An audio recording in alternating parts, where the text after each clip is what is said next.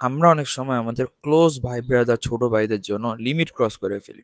It means আমরা যা জানি, আমরা যতটুকু জ্ঞান নলেজ রাখি ওই সেম নলেজটা আমরা ওদের প্রোভাইড করার চেষ্টা করি। যার কারণে কি হয়, আফটার সাম ডেজ বা ইয়ার ওরা আমাদের ইগনোর মেরে দেয়, নেগলেক্ট করে দেয়। এটা হচ্ছে law number 11, learn to keep people depend on you.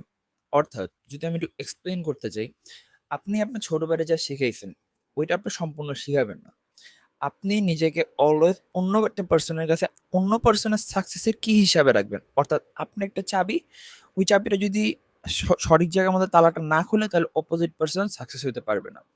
আপনি যা জানেন সম্পূর্ণ জ্ঞান অপোজিট পার্সনকে দিবেন না। আপনি যদি সম্পূর্ণ জ্ঞান অপোজিট পার্সনকে দিয়ে দেন, তাহলে ওই পার্সন তো ভাববে যে লাইক আমি যা জানি ওই লোকও তাই জানে, তো ওই লোকের ইম্পর্টেন্সটা আমার লাইফে কি, আমি আর ওই তো সেম।